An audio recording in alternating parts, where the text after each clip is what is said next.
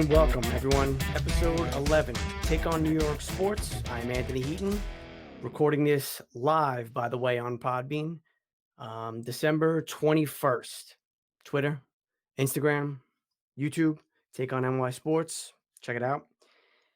We are going to start with the NFL. And first things first, let's send out our condolences to Kevin Green's family. NFL linebacker, dead at 58 today. Cause of death was not released. But yeah, he was a monster. I remember him, when I first got into football, and he was just ferocious, on the Rams, in Pittsburgh, a little bit of the end of the career in Carolina, where he would lead the league in sacks in 96 at the end of his career with 14 and a half. He was, and then he got into coaching a little bit as well. Um, so our condolences go out to the Green family. Now on the field, we'll start with the Jets because I guess we'll consider them the good of the weekend. Um, I had a good feeling about this game, not that the Jets were going to win, but that they would manage to keep it close. And, I took them getting 17 points. So obviously I won that. But the bigger thing is the Rams. They were playing well. They came in hot. And I mean, I guess they underestimated the Jets, which, at 0 12, 0 13, whatever they are. That's, it's understandable in a way. But at the same time, man, this is the NFL. Anybody can beat anybody. And it's just, I don't know. You're happy for the Jets players because they finally won a game. They're not going to join the Browns and the Lions as 0-16 teams. But, I mean, again, the players are never going to tank. They're out there busting their ass. You can't – football's not a game where, it's like the NBA or something like that where tanking's a little bit easier. These guys are running at you 100 miles an hour, ready to take your head off. There's no holding back per se. So the players, you understand, giving it their all every week. And, they finally got a win. And now their chances of the number one pick dropped, I think, by like 70% or something like that. They were, they were in line for the number one pick. But I mean, now Jacksonville, I think, is about a 70%, there's 70% chance of getting the first pick. They have the same record, but I guess it's based on strength of schedule, whoever they do the tiebreakers, but only 2 weeks remaining. Kind of a meaningless loss for the Jets. A meaningless win. And yeah, I mean, it is what it is, right? It's over and done now. Trevor Lawrence probably, going to be in Jacksonville at this point. But then again, you never know. 2 weeks left. Crazier things can happen. On the other side now, the Giants. You didn't feel good about this game for many reasons. Cleveland looks like, a legitimate football team. And the Giants, without Jones, not like that was a huge loss anyway because he played like garbage against the Cardinals. But, the loss of Bradbury, and for some reason, and this, to me, in my opinion, has gone on for years with the Giants. I don't know what it is.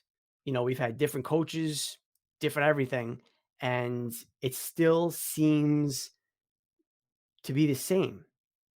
And it's our red zone offense. Let's call it the green zone, as the great Tom Coughlin used to call it. Yeah, you can't have those drives, get down there inside the 20 and settle for field goals. You do that on a consistent basis, it's a recipe for disaster. And again, I know the fourth down, you tried to go for it to get cute with the fake field goal and all that, but I don't know. And I get Joe Judge saying that he understands field goals weren't going to win this game. I get it. But opening drive, let's just get points on the board. Let's get that lead, okay, and then let's let our defense go out there and do its thing. But obviously that's not what happened. And I think 3 trips in the red zone, um, in the first half. And what did we get? 3 points out of it? Just not good. I mean, that goes without saying. Um, now we got 2 weeks left of the season. We got to play the Ravens and we got to play the Cowboys. Now, there's still a chance of us winning the division. There's a couple different scenarios. Um, but the biggest thing is Washington, because now Washington's playing Carolina and then Philly. I don't think Carolina can beat Washington. Excuse me, can beat Washington. But we kind of need that because one of the scenarios is we win at least no, we beat the Cowboys because you think we're going to lose to the Ravens. I mean, you could probably safely say that. So if we lose to the Ravens and then beat the Cowboys, we need Washington to at least lose to Carolina and then do us a favor by beating Philadelphia, assuming Philadelphia wins next week. It's a whole big, there's all scenarios, but our easiest way is win our 2 games. And even then, we need Washington to lose a game now. Um, it's going to be tough, and we had a chance yesterday with Washington losing, but we just couldn't capitalize. Now we got to see if Jones is ready to go the last 2 weeks of the season, and if he's not, Colt McCoy's our guy. And again, he didn't play bad. It's no offense to him. And again, I know Jones is a great deep thrower, but it's it's not like there's a big drop off with McCoy versus Daniel Jones with no running game. Because he's a very average quarterback when he doesn't have his legs. We discussed this last week. So that's where we are with the Giants. And it's a tough hill to climb, but, 2 weeks. Let's see what we can do. NHL. It's finally official. January 13th. Season's going to go the 13th through May 8th, 56 games. They're looking to finish up with the playoffs and everything mid-July. And the hope is early October, just like every other year, the 2021 season will start and we'll be back, on a full 82 game schedule. Obviously, we know the realignment of the divisions. The East is by far the toughest. I mean, I saw a debate on it. There's no debate. The East is the toughest. I think Tampa is going to cruise to a division title. Now, I know Columbus is in that division as well, but I can't see Tampa not winning that division. Yeah, and then it's going to be tough for the Rangers, like we said, in that East. But what they're doing is top 4 in each division makes the playoffs, and then 1 and 4 play each other, and then 2 and 3 play each other in each division. And then the second round would be the winners of those series playing each other. And after that, it's where it gets interesting because you're going to reseed the teams. based on their total points in the season. And I mean, you can wind up this year with two Eastern Conference teams playing in the Stanley Cup final, or two Western Conference teams, obviously. But, that adds a little drama, a little excitement to the season. And it's going to be a fast-paced season. You're playing, I guess it's good and bad, but you're playing each team 8 times. So, I mean, if fans are allowed back in the buildings, at least to a certain extent, that's going to be some exciting games playing the Islanders 8 times. Um, the Devils, the little tri-state area rivalry, but it's going to be tough. It's going to be tough at the Rangers. You figure Boston, they're always there. Washington, you don't really know now, with their goaltending situation. Pittsburgh, again, they look like they're taking a step back, but the Islanders getting better every year, and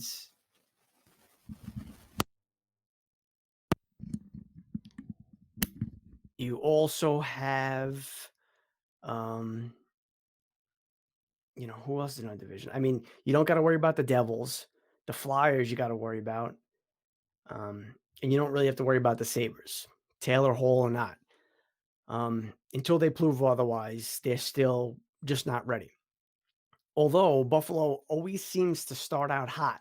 So maybe the shortened season might benefit them a little bit. But that's where we are. 3 weeks away. Super excited. Let's get going, man. Training camps officially set to open um the 20 what is it? I think it's the 31st for the teams that didn't make it into the playing round, and then the 3rd for every other team. No preseason games this year. So, again, good and bad to that. But, going to jump right into it. Jump right into it on January 13th, and let's go. Hopefully, everything runs smooth, no hiccups, and we're on set for the 2021 season. NBA is also set to kick off tomorrow night. The big game, well, 2 big games tomorrow. Nets and Warriors from Brooklyn, and Clippers and Lakers. Now, like I said on one of my previous shows, the Lakers are in a class above everybody else. That's just how it is for right now. Until, somebody else, shocks me and everybody else by stepping up. Now, again, there are some potentials, but I can't, if I had to put my money down, I would say Lakers win their second consecutive title. The Knicks, they start on Wednesday versus the Pacers.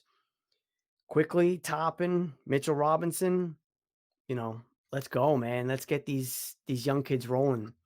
They did cut Michael Kidd Gilchrist, so they trimmed down their roster. Everything's set, and they're going to be exciting. Again, like I said, you see how hard they played in preseason. They looked good. Again, all things considered, they played the Pistons and the Cavs, but some exciting youth, and that's what we really need with the Knicks. Something we haven't had in a while. We'll finish things off with baseball today. Just a little more on DJ LeMahieu. There's a report now that the Blue Jays, which we knew they were interested from the beginning, but they are, I don't know how you want to say it, extremely interested. They are, a real viable candidate to sign LeMahieu. And again, you just don't know if they are willing to go the 5th year, like the Yankees, as of right now, aren't. LeMahieu and his agent, like I said, looking for 5 years, 125. It's not so much the money. With the way he's played, easily a $25 million a year player. It's just the 5 years. And again, if nobody's offering 5, the Yankees shouldn't have to either. And they won't if that's the case. He'll come back to us on a 4-year deal, and everybody will be happy. The Mets are also still interested. They're still a player, but I think, all things equal, DJ comes back to the Yanks. And, then we try to fill in the pitching a little bit, um, get a veteran or somewhat of a veteran because we got a bunch of kids right now behind Garrett Cole. And you just hope Severino comes back June, July, has a strong second half of the season and, helps us through the playoffs. All right, guys. I am not going to be doing a show at the end of this week. Obviously, Christmas Eve. So I would just like to say happy holidays to everybody out there. Thank you guys for listening as always. And I will be back on my normal Monday show. Um, we might do a live show again on Monday, see if anybody wants to call in. Um, but if not, we'll just have a regular show and, we'll go from there. So again, guys, be safe, happy holidays, and as always, be well.